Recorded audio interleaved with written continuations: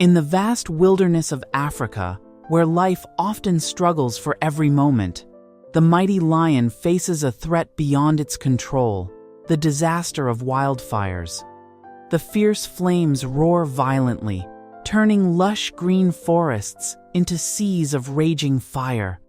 These lords of the savannah, symbols of strength and pride, now confront a life-and-death challenge. How will the pride of lions navigate through this land filled with smoke and fire, protecting their survival? The story of their resilience and powerful instincts awaits your discovery. In the heart of Zimbabwe's Hwange National Park, the earth had turned to dust beneath the relentless sun. Once lush grasslands were now a brittle sea of gold, crackling underfoot like shattered glass. Baobab trees, once proud and towering, stood like haunted skeletons against a smoke-streaked sky. Within this unforgiving heat, a pride of lions struggled to survive. Their leader, a powerful lioness named Nyala, had guided her pride through many storms. But this drought was different. Prey was scarce, and starvation whispered through the pride like a cruel wind. On a desperate afternoon, Nyala spotted a lone sable antelope across the cracked plains. She gathered her strength and signaled the hunt. But what began as strategy dissolved into chaos. The antelope darted into the thickets, forcing Nyala and her pride to scatter in pursuit. In the frenzy, she lost sight of her cub, Zuko, a fragile 4-week-old just learning to walk. As Nyala chased the antelope over jagged rocks and thorny scrub, her maternal instinct screamed.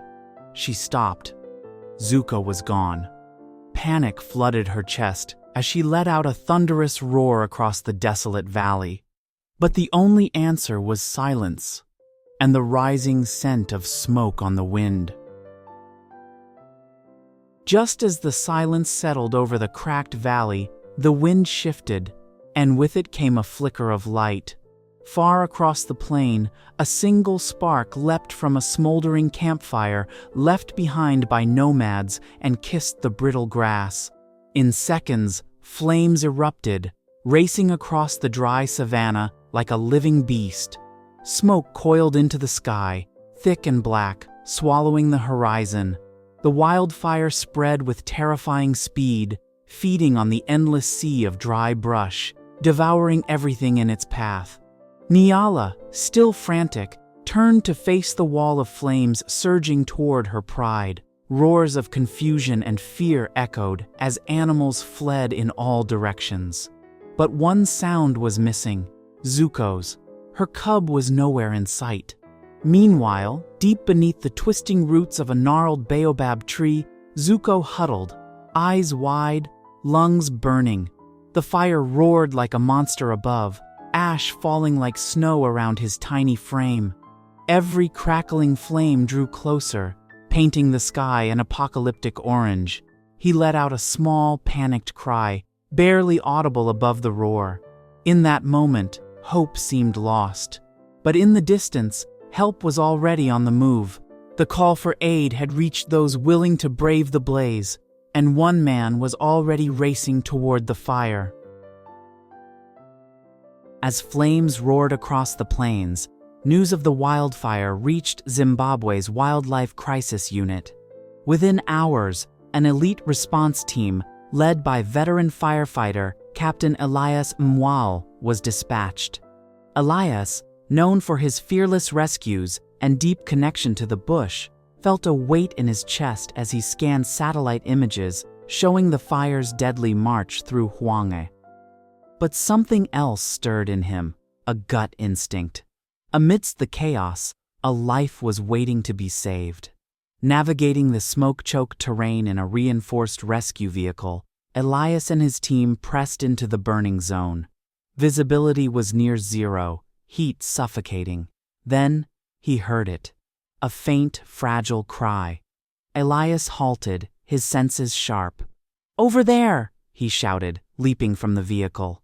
The sound grew clearer. A terrified mule, weak but persistent. Beneath a smoldering baobab root system, Elias spotted Zuko, singed, trembling, his golden fur streaked with soot.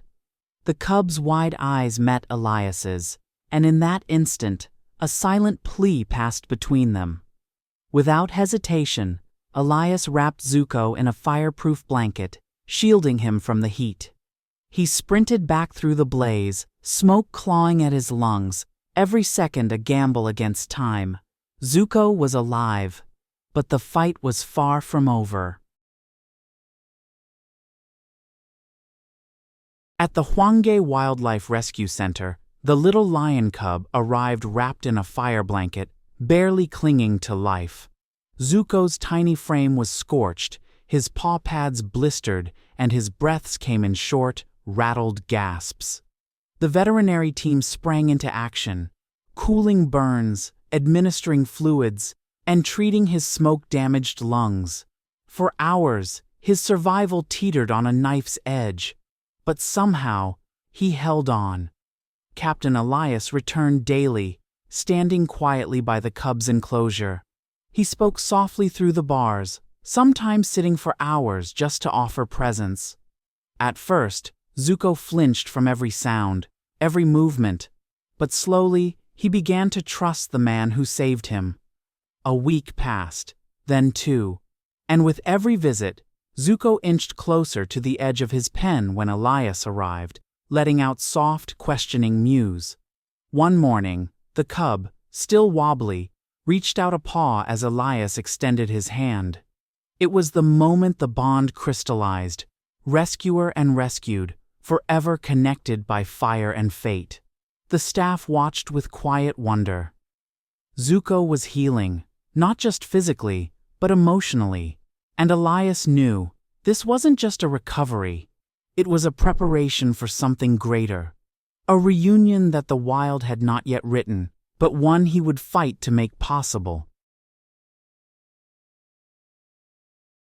As Zuko regained strength at the Hwanghae Wildlife Rescue Center, his eyes often turned to the open window, ears twitching at distant sounds, as if listening for the mother he barely remembered. Captain Elias knew the time had come. Zuko was stronger, playful even, but something was missing. He needed his mother. A search mission was launched. Elias joined forces with Zim Park's rangers, equipped with tracking drones, motion sensors, and field experience. They scoured the charred remains of Hwanghae for signs of Nyala. Her tracks were erratic, zigzagging across dried-out riverbeds, circling burnt trees, fading into ash. The mother lioness had not abandoned hope. She was searching too, but her body was failing. Her prints grew lighter each day.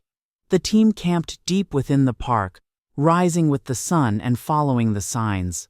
Some days yielded only silence, others, a distant roar. But hope kept them moving. Zuko traveled with them now, nestled in a crate beside Elias, sniffing the air, letting out the occasional mewl. It had been nearly 2 weeks, and still no sign of her. Then, one evening, just as golden light bathed the scorched horizon, a silhouette appeared on a distant ridge.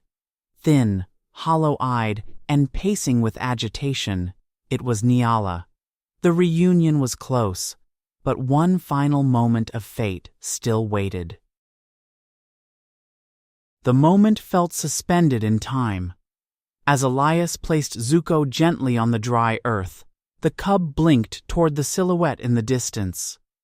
The air was thick with stillness, broken only by the soft rustle of charred grass. Then, Zuko let out a hesitant mewl, a cry not of fear, but recognition. Nyala froze, her head snapped toward the sound, ears twitching. Her sunken eyes widened. She took one trembling step, then another, her ribs rising and falling like storm-tossed waves. Zuko mewled again, stronger this time. That was all it took. Nyala broke into a staggering run, her legs fueled by instinct and aching hope. Zuko wobbled forward on unsteady paws, tail flicking, a spark reigniting in his weary frame. The distance between them vanished.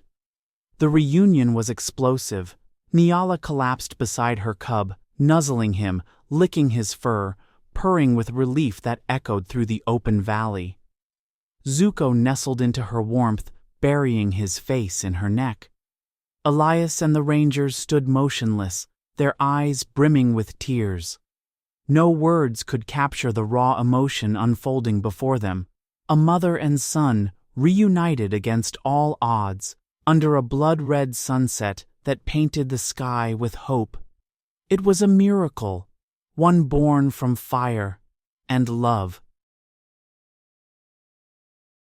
As the crimson sun dipped beneath the scorched horizon, the once barren valley began to breathe again.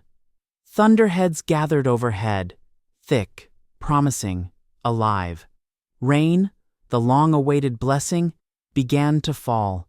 At first, just a whisper, then a downpour. It kissed the cracked soil, hissed against the smoldering embers, and washed away the ash of devastation. Nature was healing.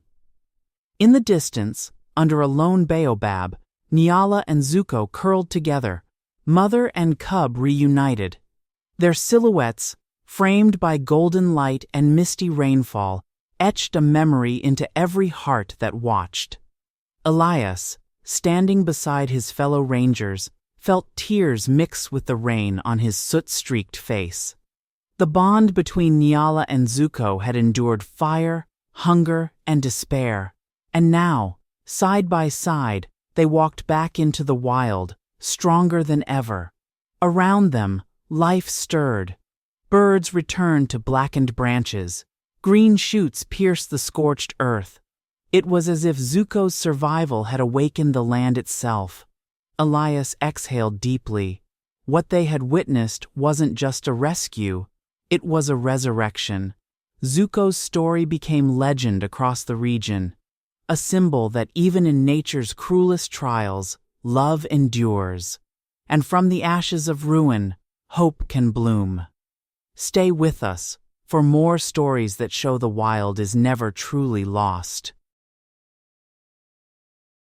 Back in Harare, Elias sat on the edge of his cot, the soft hum of the Wildlife Rescue Center buzzing in the background. In his hands was a photograph. Zuko nestled beside Nyala, both bathed in the soft afterglow of the setting sun. He couldn't stop replaying the reunion in his mind, the raw emotion, the unmistakable joy, the silent acknowledgement that life had won. The scorched fields of Hwangi were already showing signs of rebirth. Rain had returned, gentle at first, then bold and cleansing. Emerald sprouts pushed through the ash, and once empty watering holes mirrored the skies again.